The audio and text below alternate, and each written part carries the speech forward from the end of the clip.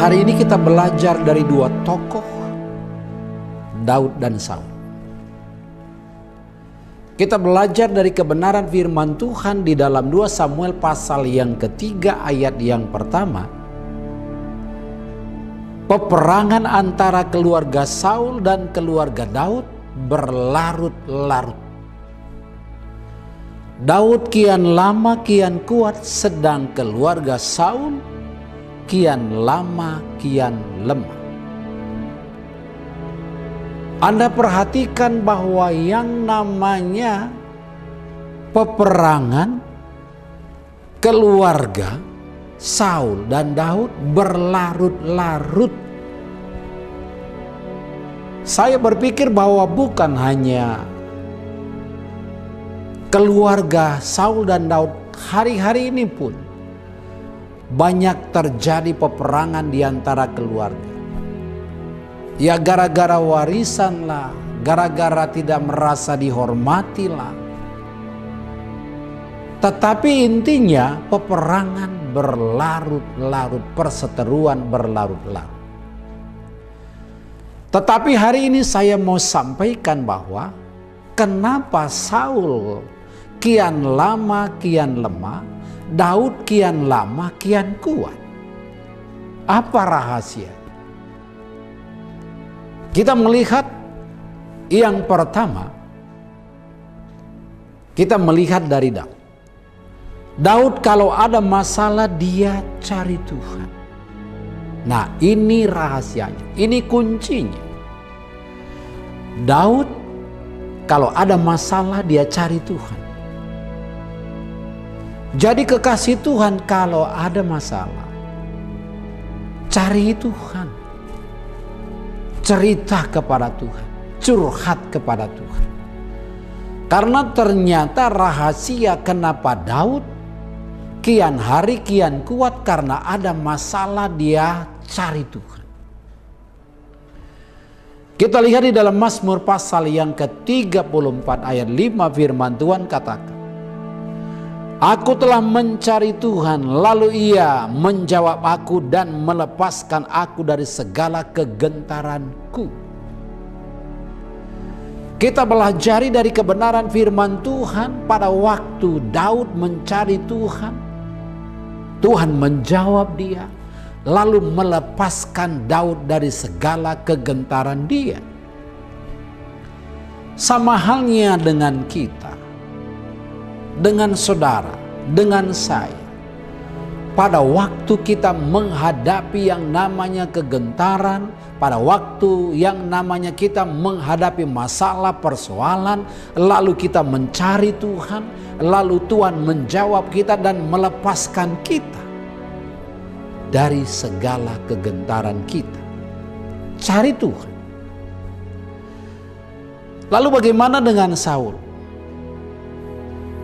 Kalau Saul ada masalah dia cari dukun, cari manusia. Dia cari orang pintar. Dia cari manusia, padahal firman Tuhan katakan bahwa terkutuklah orang yang mengandalkan kekuatannya sendiri dan yang mengandalkan manusia. Nah, ini ternyata rahasia yang sangat berbeda. Pada waktu Daud ada masalah dia cari Tuhan, tetapi Saul waktu ada masalah dia cari dukun. Kita lihat di dalam 1 Samuel pasal yang ke-28 ayat 5 dan 7. Firman Tuhan katakan, ketika Saul melihat tentara Filistin itu, maka takutlah ia dan hatinya sangat gemetar. Lalu berkatalah Saul kepada para pegawainya, carilah bagiku seorang perempuan yang sanggup memanggil arwah, maka aku hendak pergi kepadanya dan meminta petunjuk kepadanya. Para pegawainya menjawab dia, di Endor ada seorang perempuan yang sanggup memanggil arwah. Anda tahu pada waktu Anda datang kepada seseorang yang sanggup memanggil arwah bukan hal yang baik. Tetapi justru Kalau kita lihat apa yang terjadi, yang dialami oleh Saul, makin lama keluarganya makin lemah. Karena selalu ada embel-embelnya, karena selalu ada tumbalnya. Kian lama keluarganya kian lemah. Saudaraku, ini waktunya, pada waktu Anda tahu rahasia ini, Daud kian lama kian kuat, lalu Saul kian lama kian lemah. Anda sudah tahu, Anda pilih. Anda mau mencari Tuhan, mau mencari dukun. Kalau mencari Tuhan, tidak ada embel-embelnya. Pure, murni Anda cari Tuhan, datang kepada Tuhan, Dia berikan damai sejahtera, Dia berikan kekuatan. Lalu yang kedua kita pelajari rahasianya kenapa Daud kian lama kian kuat. Kita melihat kalau Daud jatuh dalam dosa, ia menyadari, menyesal, mengaku dan bertobat. Nah, ini perlu. Nah, kekasih Tuhan, tidak ada satu orang pun dalam hidup ini yang kebal dengan dosa. Ada kalanya memang Anda tidak sadar. Ada kalanya memang Anda berbuat dosa tanpa Anda sadari. Atau mungkin Anda sering berbuat dosa karena Anda terikat. Tetapi hari ini kita boleh melihat apa yang dilakukan oleh Daud. Dia menyadari, dia menyesal, dia mengaku dan bertobat. Nah, ini penting, bertobat ini penting. Karena pada waktu Anda melakukan dosa, Anda menyimpan, tidak bertobat, maka Anda pastilah tertuduh. Tapi pada waktu Anda mengaku dosa, menyesal dan bertobat, ternyata itu rahasianya kenapa Daud kian lama kian kuat. Karena pada waktu dia jatuh dalam dosa, dia menyadari, dia menyesal, dia mengaku dan bertobat. Saudaraku, jangan tenang di dalam dosa. Cepatlah sadar, cepatlah menyesal, cepatlah akui dosa dan bertobat. Karena pada waktu Anda melakukan itu, maka Anda akan bergairah, maka Anda akan bersemangat karena Anda mengaku dosa Anda. Kita lihat di dalam 2 Samuel pasal yang ke-12 ayat 7 sampai 9 dan ditambah dengan ayat yang ke-13. Kemudian berkatalah Nathan kepada Daud, "Engkaulah orang itu. Beginilah firman Tuhan Allah Israel. Akulah yang mengurapi engkau menjadi raja atas Israel. Dan akulah yang melepaskan engkau dari tangan Saul. Telah kuberikan isi rumah Tuanmu kepadamu. Dan istri-istri Tuanmu ke dalam pangkuan. Aku telah memberikan kepadamu kaum Israel dan Yehuda. Dan seandainya itu belum cukup, tentu kutambah lagi ini dan itu kepadamu. Mengapa engkau menghina Tuhan dengan melakukan apa yang jahat di matanya? Uria orang Het itu kau biarkan ditewaskan dengan pedang, istrinya kau ambil menjadi istrimu, dan dia sendiri telah kau biarkan dibunuh oleh pedang Bani Amon." Lalu berkatalah Daud kepada Nathan, "Aku sudah berdosa kepada Tuhan." Dan Nathan berkata kepada Daud, "Tuhan telah menjauhkan dosamu itu, engkau tidak akan mati." Bagaimana Daud berkata, "Aku telah berdosa kepada Tuhan"? Artinya dia minta ampun. Dan apa yang terjadi pada waktu dia minta ampun, dosanya diampuni, dan Nathan berkata, "Engkau tidak akan mati." Ini ternyata rahasianya kenapa hari lepas hari, hari kian hari, Daud makin kuat. Karena dia mengetahui rahasianya. Waktu dia berbuat dosa, berbuat salah, dia mengakui segala dosanya dan bertobat datang kepada Tuhan.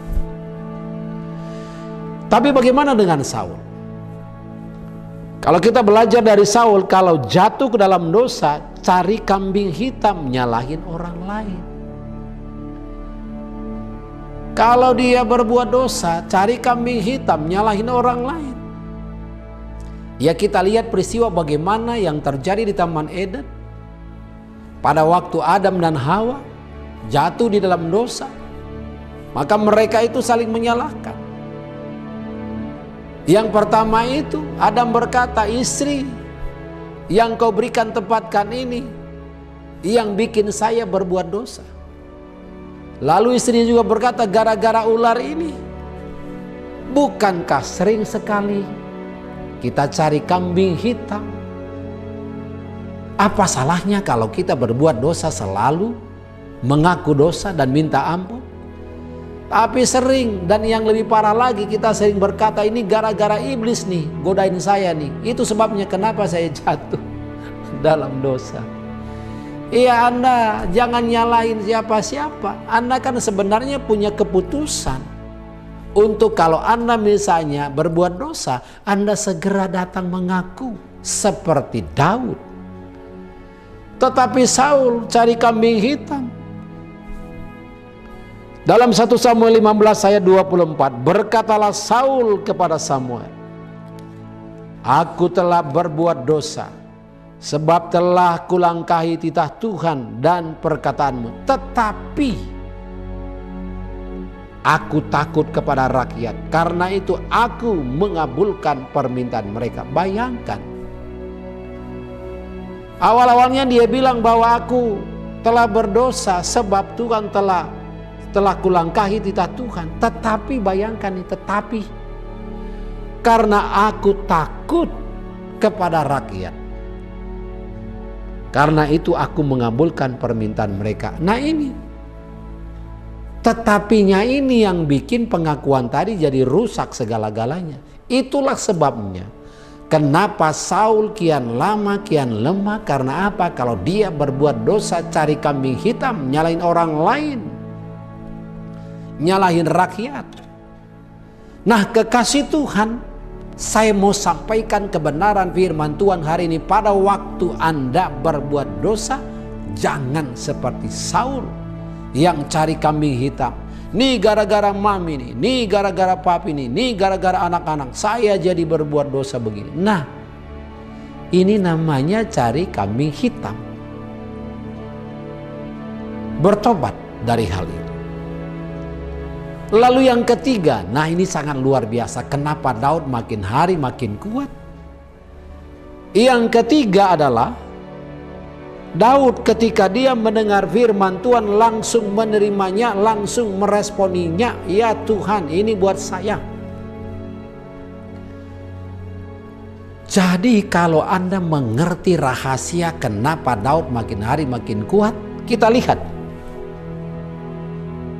Ketika dia dengar firman Tuhan, dia langsung menerima dan meresponinya di dalam Mazmur 119 ayat 5 sampai 8. Firman Tuhan katakan, sekiranya hidupku tentu untuk berpegang pada ketetapan-Mu, maka aku tidak akan mendapat malu. Apabila perintah-Mu, aku akan bersyukur kepadamu dengan hati jujur.